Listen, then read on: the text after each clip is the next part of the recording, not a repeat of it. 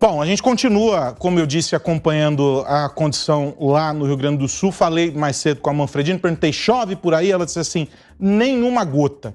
E essa já é, por si só, uma notícia que nos traz um certo alívio. No entanto, as outras informações não nos dão uma condição de respirar aliviado. Subiu o número de mortos para 148. A Defesa Civil ainda mantém os alertas em relação ao volume dos rios depois da retomada das chuvas e é um cenário que preocupa e, como o Dávila falou, de bastante tensão. A gente vai direto para Porto Alegre, então, acompanhar toda essa situação e saber como está.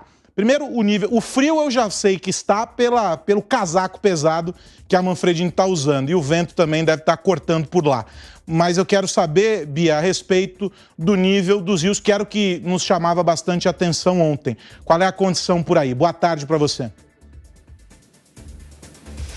Oi, Aros. Boa tarde para você também, para todos que nos acompanham aqui na Jovem Pan. Faz frio, mais ou menos 11 graus agora, o dia começou com 9 graus e o vento é bem gelado, principalmente o vento aqui na beira do Rio Guaíba, que é de onde eu falo neste momento. Eu não sei se você lembra que a gente conversou já uma vez exatamente deste ponto, que é um pier. Você na época disse assim que estava até preocupado porque eu estava lá embaixo no pier e a água estava subindo. Bom, hoje a gente não consegue chegar no pier. Tem até uma faixa de isolamento aqui colocada, porque não pode descer e já nas escadas nós temos a água chegando. Eu fui mais ou menos até o primeiro banco do pier aquele dia andando e hoje é intransitável passar por lá. Então acho que isso já dá uma ideia de que o nível do Rio Guaíba subiu. O que acontece? Neste momento, de acordo com a última medição, às 14 horas, o nível do Guaíba estava em 5,21 metros. É uma condição alta, mas de estabilidade nas últimas horas. O que quero dizer com isso? Que mais ou menos ali das 6 da manhã até as 2 da tarde, última medição, o nível transitou entre 5,18 metros e 5,22. Subiu e desceu, alterou, né, um pouquinho, 1 ou 2 centímetros. Mas, por enquanto, tá então algumas horas nessa estabilidade, o que pode ser uma boa notícia. Isso porque os especialistas previam que para hoje ainda esse rio alcançasse o patamar de 5,5 metros, o que seria a maior alta, uma alta histórica, maior do que no início das enchentes aqui, há mais ou menos 2 semanas, quando o Guaíba atingiu 5,3 metros.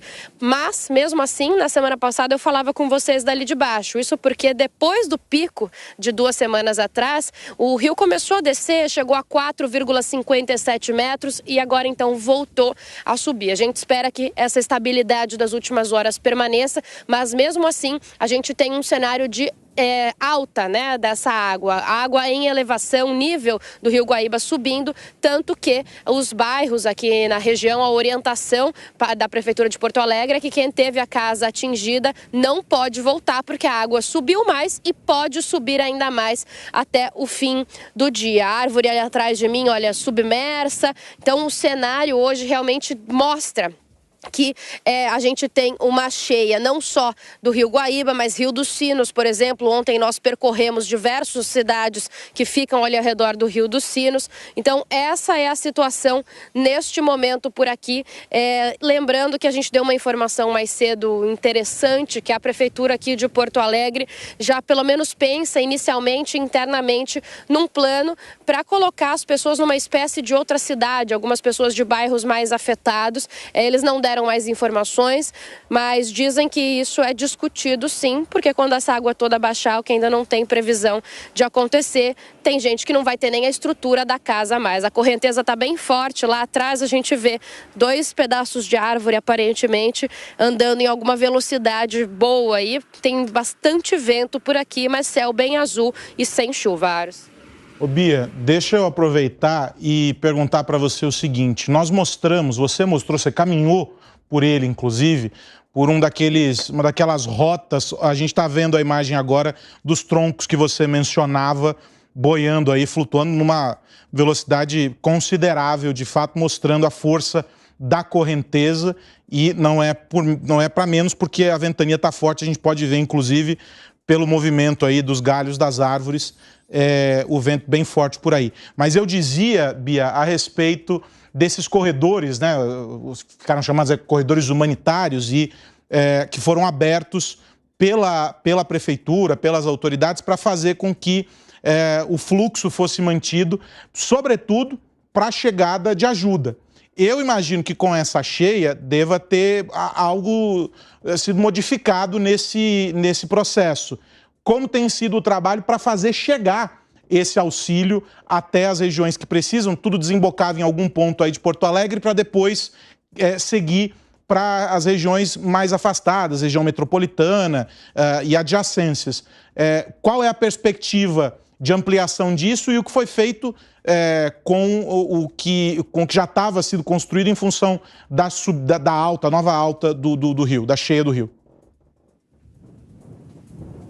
Olha, Ares, você até antecipou um pouco a nossa próxima conversa. Eu planejei para a nossa próxima entrada aqui no 3 em 1, uma ida até o corredor humanitário. A gente foi uma vez no Jornal da Manhã, mas eu queria fazer um retorno lá hoje, justamente porque eles começaram obras de ampliação naquele corredor humanitário. A gente mostrou que ele funciona, pelo menos até agora, com uma mão só, né? Ele é uma via única. Então, o que o policiamento ali, a EPTC, que é o órgão de trânsito daqui, e a Guarda Civil Metropolitana, eles têm feito? Eles liberam os carros em um sentido por vez. Então passam os carros para dentro da cidade, os outros aguardam, depois saem da cidade. E hoje eles começaram obras de ampliação para tentar fazer uma via de mão dupla ali, melhorar o trânsito nesse sentido.